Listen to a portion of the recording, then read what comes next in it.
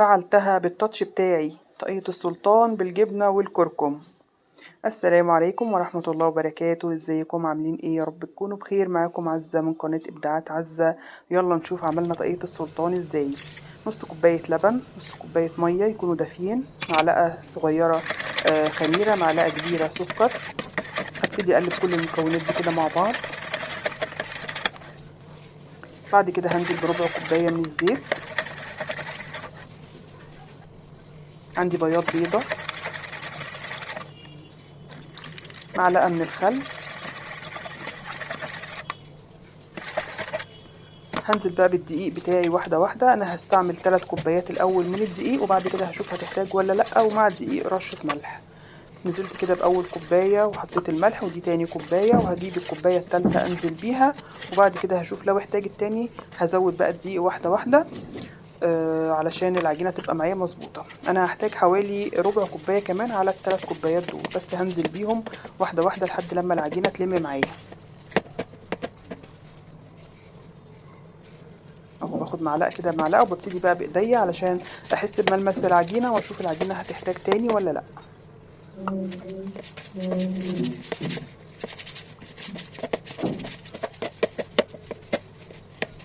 بعد ما العجينه هتتلم معايا بقى، هبتدي ان انا اقسمها الى جزئين. بس الاهم حاجه ان العجينه تكون بس سلكت من الطبق وسلكت من ايدي، وبقت طريه ان انا اقدر اتحكم فيها. واحنا كمان لسه هنلمها بالزبده، فانا اعمل حساب ان لسه في زبده كمان. فخلاص كده هقسم العجينه نصين، حاول اخليهم قد بعض. طبعا انا لقيت الجزء ده صغير، فاخد عليه حته من الجزء ده، يبقى كده الجزئين متساويين. اول جزء طبعا احط عليه معلقه واحده كده من الزبده، وهبتدي ان انا يعني الم بقى العجينه زي ما انتم شايفين كده.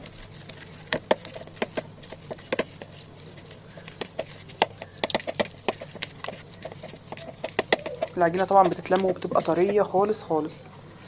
انا طبعا هاخدها على المفرش كده، بس طبعا المفرش عذبني شويه، ما اعرفش كان عايز ميه تقريبا تحتيه علشان يمسك او يلزق كده على الرخامه، بس انا ما حطيتلوش.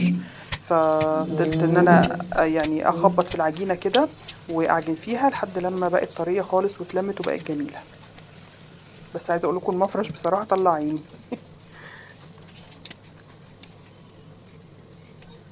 هسيب بقى اول جزء ده خالص يخمر بعد ما خلاص لميته وبقى طري جدا. هركنه على جنب كده واغطيه واسيبه يخمر.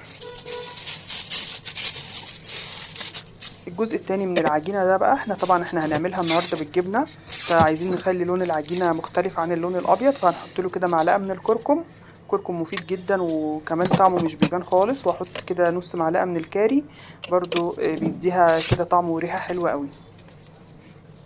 واحط برضو معلقة الزبدة زي ما حطينا في الجزء الاولاني معلقة الزبدة. وهبتدي اعجن بقى كل المكونات دي كده مع بعض، برضو لحد لما تتلم والزبدة تدخل في كل العجينة. هاخدها برضو على المفرش اللي طلع عيني، وابتدي ان انا ادعكها كده واعجنها كويس. العجينه طبعا جميله جدا وملمسها طري وجميل قوي. هسيب برضو الجزء ده يخمر، وعلى ما العجينه تخمر نروح نشوف الحشوه هنجهزها ازاي. طبعا احنا هنعملها النهارده حادقه زي ما انتم شايفين وزي ما انتم شفتوا في اول الفيديو. عندي هنا لانشون، طبعا بقى ده اختياري، اللي انت عايزاه بقى تحشيه بيها احشيه. انا عندي لانشون، وهحط جبنه رومي، واحط جبنه براميلي، احط قرن فلفل حامي. لو عندك زيتون حطي، عايزه تحطي اي حاجه، فلفل الوان، يعني اي حاجه عايزه تحطيها ممكن تحطيها، وممكن اي حشوه تحشيها بقى. لو عندك لحمه مفرومه، لو عندك فراخ، لو عندك سجق، اي حاجه يعني تنفع بصراحه في الحشوه الحادقه دي.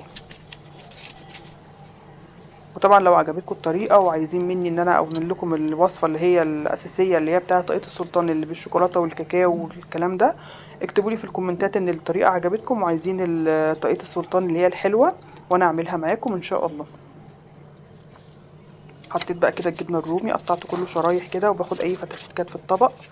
وهحط كده جبنه براميلي، دي بصراحه طعمها حلو قوي، وكمان هتسيح كده وتخلي الطبقات كده في قلب طاقية السلطان حلوه جدا مع الجبنه الرومي كمان. حطيت بقى كده قرن فلفل حامي، طبعا ده اختياري. دي كده الحشوه بتاعتي جاهزه خلاص. هنبتدي بقى دلوقتي نشوف العجينه بتاعتنا طبعا خمرت. فهاخد كده اول جزء ان انا افرده. عايزين نفرده بقى ايه بشكل مستطيل كده شويه، على رشه من الدقيق كده. وهبتدي اجيب الفراده بتاعتي وابتدي افرد العجينه زي ما انتم شايفين.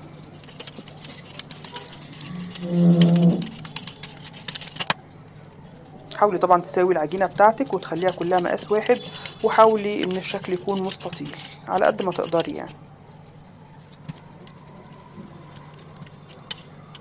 انا بقى هشيل الجزء ده اللي انا فردته، وعشان اجيب الجزء التاني افرده، فعلشان اقدر اتحكم فيه كويس قوي هنقله على كيس كده واشيله على صينية جنبي، وفي نفس المكان افرد الجزء التاني من العجينة اهو. كده هتبقى سهلة معايا ان انا اشيلها بكل سهولة. الجزء التاني برضو كده رشيت رشة من الدقيق، وهبتدي افرد الجزء اللي هو الاصفر بقى اللي احنا عملناه ده. لو انت مش عايزاه اصفر او مش عايزه عليه كركم او كده، ممكن تحطي عليه صلصه ويبقى لونه كده ايه احمر شويه، يعني زي لون عجينه البوريك كده.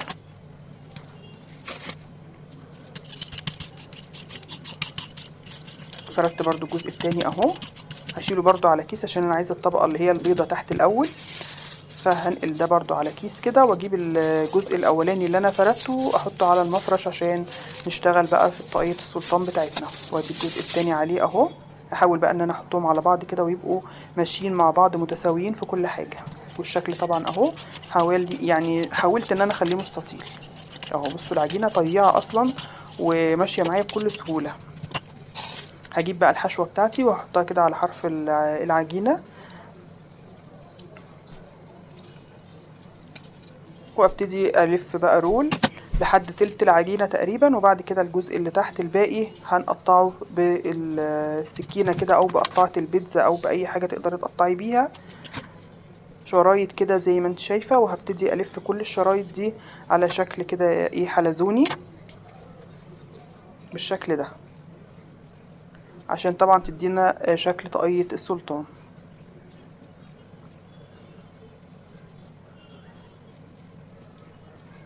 شايفين طبعا الالوان تحفة والريحة جميلة والحشوة كمان ريحتها جميلة جدا. العجينة روعة بجد، جربوها.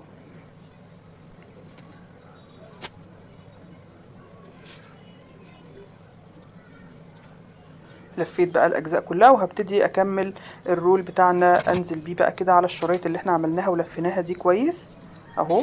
شايفين بقى الشكل تحفة يا جماعة. هجيب بقى الصينية بتاعتي، انا دهناها برضو دهنة زبدة. الصينية دي مقاس 24، وابتدي احطها كده والفها على بعض شكل دايرة كده زي ما انت شايفة، واسيبها برضو تخمر لحد لما يتضاعف حجمها اهو. الشكل كده خلاص العجينه تضاعفت حجمها. اجيب بقى صفار البيضه اللي احنا خدنا البياض بتاعها، احط عليه بقى كده رشه من النسكافيه ومعلقه كده من اللبن الحليب وادوبهم. تقدري تحطي صفار بيض ولبن، او صفار بيض بس او لبن بس، يعني المتاح عندك والمتوفر.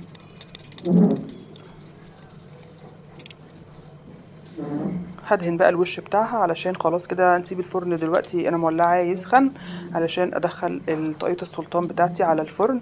انا حطيتها في الرف الوسطاني درجة الحرارة 200. الفرن طبعا سخن قبلها، وهي ما خدتش بالظبط 18 دقيقة 20 دقيقة بالكتير قوي. كانت خدت لون من فوق ومن تحت. لو لقيتيها ما خدتش لون من فوق وخدت لون من تحت، تقدري تشغلي لها الشواية لحد لما تاخد اللون المظبوط